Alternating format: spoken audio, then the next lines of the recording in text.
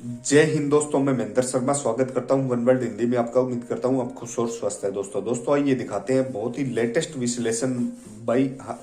Mister Hamid बसीन, क्योंकि उन्होंने आज इतना जबरदस्त विश्लेषण किया है पाकिस्तान की हुकूमत का। जो पाकिस्तानी कहते थे हम करप्शन को बिल्कुल खत्म कर दें, तो सबसे पहला जो वाक्य था हामिद बसीन का कि हम खुद ईमानदार नहीं है। कहीं ना कहीं पाकिस्तान की आवाम को भी अब उनका आईना दिखा दिया है, क्योंकि ये करप्शन करने वाली हुकूमतें पाकिस्तान की सत्ता पे काबिज करवा देते हैं, क्योंकि इनको चाहिए सिर्फ और सिर्फ फरीका और कहीं ना कहीं जो शॉर्टकट रास्ते हैं वो पाकिस्तान को चलाने का। तो कहीं ना कहीं आज पूरी हुकूमत को हामिद बसीन जी ने बहुत ही जबरदस्त आईना दिखाया है, ताकि उनको कुछ पता चले। तो कहीं ना कहीं कमर चीमा और हामिद बसीन जी ने भी माना है कि पाकिस्तान एक फेल डेमोक्रेसी है और जिसको चलाने वाला आज तक कोई ढंग का नेता नहीं आया है। तो आज पाकिस्तान में करप्शन इतना फैल चुका है। तो ये दोस्तों देखिए विश्लेषण और कमेंट में अपनी प्रतिक्रिया जरूर दें। लास्ट में आपसे रिक्वेस्ट करूंगा, चैनल पर नए हैं तो चैनल को सबसे पहले सब्सक्राइब कीजिए, लाइक शेयर कमेंट जरूर कीजिए। दोस्तों जय हिंद, वंदे मातरम, भारत माता की जय। दोस्तों इमरान खान साहब की जो सरकार जब पावर में आई तो दो ही चीजें थी। एक तो वो कहते थे हम करप्शन नहीं करेंगे, हमारे लोग जो है वो करप्ट नहीं होंगे, और दूसरों ने कहा था हम एहतसाब करेंगे। अगर आज ट्रांसपेरेंसी इंटरनेशनल की एक रिपोर्ट आई है जिसमें पता चलता है कि 10 साल की सबसे बुरी दर्जाबंदी पाकिस्तान में की गई है, और तकरीबन दुनिया के 180 ममालिक में पाकिस्तान का नंबर 140 है, जबकि भारत का मैं देख रहा था आई थिंक समवेयर अराउंड 84-85 के करीब है। तो एक तो ये चीज होगी, और दूसरा इमरान खान साहब ने वादा किया था कि हम अकाउंटेबिलिटी करेंगे, ये जितने चोर और डाकू है इन सबको जेलों में डालेंगे। लेकिन कल इमरान खान साहब के जो अकाउंटेबिलिटी के जो एडवाइजर थे वो इस्तीफा दे गए, और पता ये चल रहा है कि जो लोग जिनको जेलों में डालना था वो सारे आज भी बाहर घूम रहे हैं, रिहा हैं। तो दोनों जो चीजें हैं उसका आपस में अगर देखा जाए तो पता चलता है कि शायद इमरान खान साहब से चीजें मैनेज नहीं हो पा रही, या उनसे गवर्नेंस हो ही नहीं रही, कि हालात ये आ गए हैं कि ट्रांसपेरेंसी इंटरनेशनल ने पाकिस्तान की दर्जाबंदी मजीद जो है वो खराब हो गई है। इस सिलसिले में बात करने के लिए मैंने रिक्वेस्ट की बैरिस्टर हामिद बचानी साहब से। बैरिस्टर साहब, आपके वक्त का बहुत शुक्रिया सर। आपका शुक्रिया जनाब, थैंक यू चीमा साहब। Thank you sir. सर ये बताइएगा आप किस तरह देख रहे हैं, हम तो मुसलमान लोग हैं सर, ईमानदार हैं, नेक काम करने वाले हैं, तो ये हमारे लोग इतने करप्ट क्यों हो गए कि दुनिया के 180 ममालिक में तो हम 140 में हैं, बाकी ये सारे कुफार जो भी बाकी लोग हैं यहूदो नसारा वो जो है वो तो बड़े ठीक जा रहे हैं, और हम जो है वो बड़े नीचे आ गए। सर ये क्या हुआ है? असल में ये हमारी गलतफहमी है कि हम बड़े ईमानदार लोग हैं, क्योंकि आप ये अगर इसको कंपेयर करके देखें ना, दुनिया की जितनी ज्यादा ट्रांसपेरेंट सोसाइटीज हैं उनमें भी ईमानदार लोग बसते हैं। ईमानदारी की अगर डेफिनेशन ये है कि आप अपने खुदा पे और जो अकायद हैं उन पे यकीन रखते हैं तो डेफिनेटली, लेकिन उनमें कोई आपको ये दावा करते हुए नजर नहीं आएगा जो दावे हम करते हैं। और हम सिर्फ ये दावे नहीं करते कि हम ईमानदार लोग हैं, बल्कि हम उसको एक सेंस ऑफ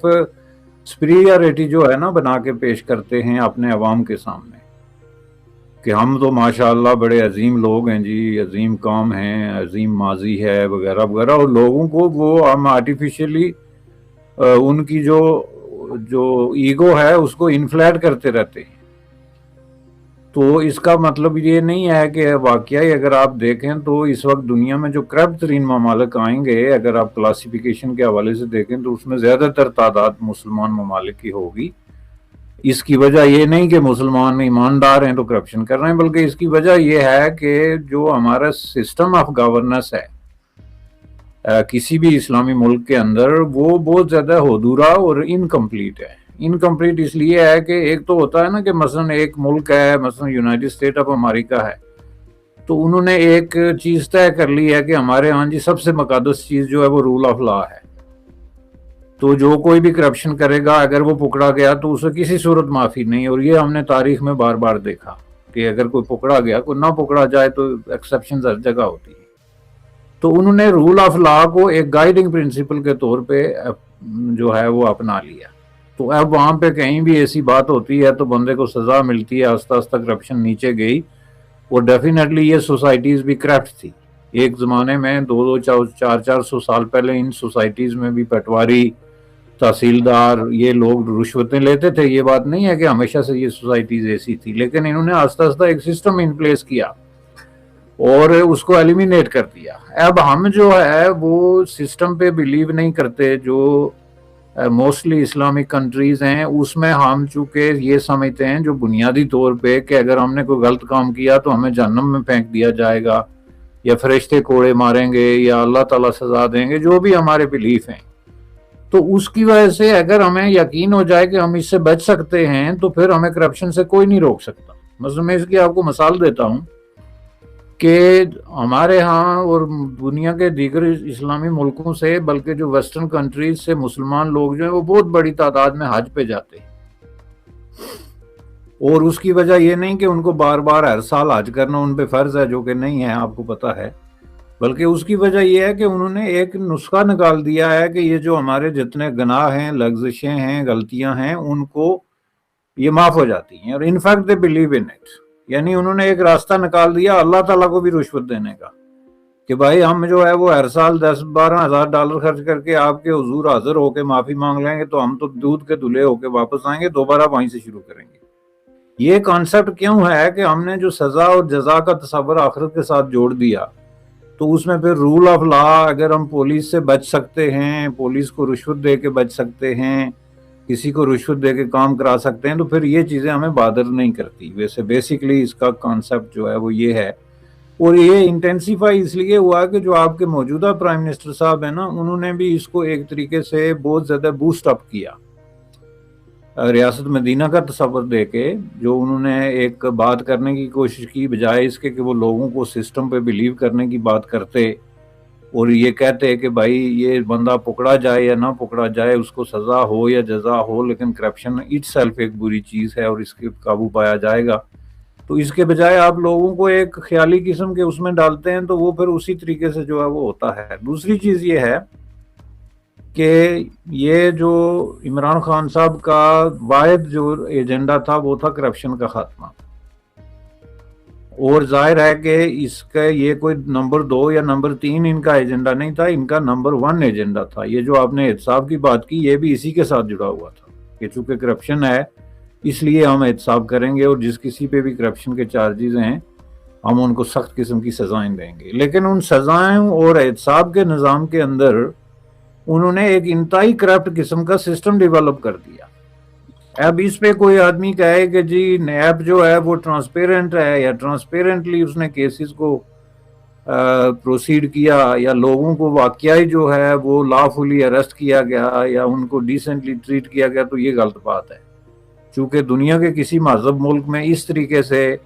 आप पॉलिटिकल लीडर्स को या जो सिविल केसेस में माखूज लोग हैं, सिविल केसेस और क्रिमिनल केसेस में फ़र्क होता है, और वो भी आप किसी को सज़ा नहीं हुई बल्कि जस्ट चार्जेस हैं। तो उसमें अगर आप लोगों को क्रिमिनल्स की तरह डील करना शुरू हो जाएं, जैसे कि उन्होंने वाकया उन पे जुर्म साबित हो गया अदालतों की तरफ से, और आप उनको धमकियां देना शुरू हो जाएं कि हम आपको नहीं छोड़ेंगे, और दूसरे दिन फिर जब आप धमकी दे चुके हैं तो नैब का कोई सिपाही जाके उनके दरवाजे खटखटाए, तो ये करप्शन की तो खौफनाक शक्ल है जो उन्होंने इंट्रोड्यूस कराई, बल्कि री इंट्रोड्यूस कराई। तो करप्शन के नाम पे करप्शन का एक नया बाब खुला, मैं समझता हूं कि पाकिस्तान की तारीख में। तीसरी बात यह है कि थोड़ा सा अगर आप इमरान खान को भी बेनिफिट ऑफ डाउट दे दें, तो करप्शन पाकिस्तान में हर दौर में रही है, अलग बात है कि वक्त गुजरने के साथ साथ बढ़ी है। इमरान खान का प्रॉब्लम यह है कि इन्होंने दावे बहुत ज़्यादा कर लिए और वो बहुत ज़्यादा हाइपर किस्म की एक स्टेट में चले जाते हैं और जाके दावा कर देते हैं बगैर सोचे समझे और बगैर उसकी जो प्रोज और कॉन्स हैं उनका तज्जिया किए कि भाई ये जो बात मैं कर रहा हूँ ये क्या प्रैक्टिकली मुमकिन भी है कि नहीं। तो उन्होंने इसको बहुत ज़्यादा इन्फ्लेट कर दिया था कि मैं जनाब पता नहीं क्या कर दूंगा। हालांकि हम जो देखते हैं कि पाकिस्तान की रोज़मर्रा की ज़िंदगी में जो करप्शन के असरात हैं उसमें हमें कोई फ़र्क नज़र नहीं आया। आपको कोई सरकारी काम है, आपको कोई डॉक्यूमेंट चाहिए,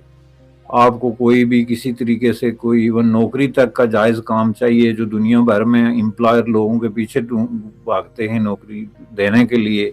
तो आपको हर चीज़ में जब पैसे देने के लिए सिफारिश जो है वो रिश्वत और करप्शन से भी एक बहुत बड़ा ख़तरनाक और एक बहुत ही एक गैर अखलाकी किस्म का हथकंडा है। تو یہ ساری چیزیں آپ کے سامنے ہو رہی ہیں. کیا پاکستان میں عمران خان کے 3 سالوں میں یہ ممکن ہو گیا کہ کوئی شخص بغیر رشوت اور شوارز کے کوئی سرکاری نوکری لے سکے؟ کیا یہ ممکن ہو گیا کہ کوئی شخص جو بہت زیادہ انفلوئنشل نہیں ہے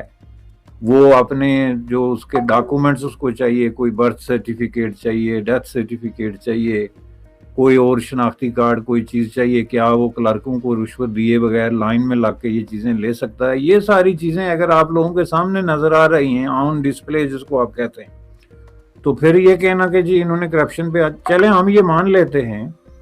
کہ ممکن ہے ان کے جو امیڈیٹ منسٹرز ہیں انہوں نے کوئی کرپشن نہ کی, وہ ماننے میں حرج نہیں, لیکن یہ بھی ہمارے سامنے بے شمار مسائل ہیں جہاں ان کے قریب لوگوں نے بے تحاشا قسم کی کرپشن کی, جس میں یہ آپ کے گندم کے, چینی کے, اس طرح کے دیگر سکینڈلز جو ہیں وہ سامنے آئے اور کسی نے پوچھا تک نہیں. تو اس لیے یہ ان کو میرے خیال میں ری وزٹ کرنے کی ضرورت ہے. عمران خان کو جو سٹانس ہے ان کا کہ میں یہ کر دوں گا, اور وہ بغیر اس کی ڈیٹیل میں جائے بغیر ایک اعلان کر دیتے ہیں, اور یہ اس کا نتیجہ ہے کہ پاکستان 70ویں نمبر سے چلتا چلتا جو ہے وہ آ گیا 40 پہ. اب اس میں ایک بات میں ایڈ کر دوں کہ اب جو ان کے جو ویل ویشر ہیں انہوں نے ایک مہم شروع کر دی کہ جی یہ ٹرانسپیرنسی انٹرنیشنلی غلط ہے, چونکہ اس نے رپورٹ دے دی. اب ظاہر ہے ممکن ہے ٹرانسپیرنسی والوں کو پتہ ہی نہ ہو کہ عمران خان جو ہے وہ کون ہے یا اس کا کیا ایجنڈا ہے, اور ظاہر ہے جو 180-85 ملکوں کی انہوں نے رپورٹ دی ہے اس میں سب کے لیے ایک ہی کرائیٹیریا انہوں نے یوز کیا, اور یہ ویسٹ بیس قسم کی آرگنائزیشن ہے. یہ اگر ایک کرائیٹیریا یوز نہیں کرتے تو ان کو سو کیا جا سکتا ہے فار بلینز آف ڈالرز, ان پہ حد عزت کے دعوے ہو سکتے ہیں, ان کو ڈیمیجز کلیم ہو سکتے ہیں. یہ کوئی اتنی آسان بات نہیں ہوتی. جو فیکٹس اور فیگرز جو ہیں وہ انہوں نے ظاہرہ سامنے رکھ کے تو یہ کنکلوژن دیا ہے, وہ ان کو کوئی بھی عدالت حکم دے سکتی ہے کہ ہمارے سامنے پیش کریں کہ آپ نے یہ کس طرح کیا. تو اب یہ ہماری بہت ایک پرانی عادت ہے کہ ہم اپنی بات کو کبھی مانتے نہیں کہ ہمیں بھی کوئی قصور ہو سکتا ہے, تو ہم جوابی حملہ کرتے ہیں. جیسے کرپشن, رشوت کسی اور بات پہ ہو تو جی پچھلی حکومت,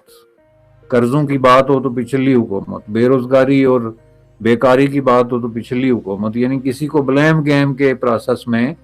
تو میں سمجھتا ہوں کہ ان کو بالکل کلین ہو کے سامنے آنا چاہیے, ان کو ایکسیپٹ کرنا چاہیے کہ یہ ٹرانسپیرنسی کی رپورٹ ہے, اس میں ڈرا بیکس ڈیفینیٹلی فلاز ہوں گے. ہم یہ نہیں کہتے کہ یہ 100% درست ہے. یونیسیف کی رپورٹ کو بھی لوگ چیلنج کرتے ہیں,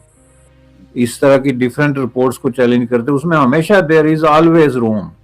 لیکن یہ ہے کہ اس کا اگر آپ چلیں 10-20 پوائنٹ کم کر لیں, 130 کر لیں, تو بات تو یہ ہے نا کہ پاکستان میں جو کرپشن نے پروگریس کی ہے, ڈیکریز نہیں ہوئی ہے. اور اس بات کو مانے بغیر آپ تو اس سے پرابلم کو ڈیل نہیں کر سکتے. میں سمجھتا ہوں کہ یہ ایک طرح کی بددیانتی ہے, اور یہ ایک طرح کی اپنی رسپانسبلٹی سے فرار کی شکل ہے کہ آپ اپنی رسپانسبلٹی لیے بغیر کسی اور کو جو ہے وہ بلیم کر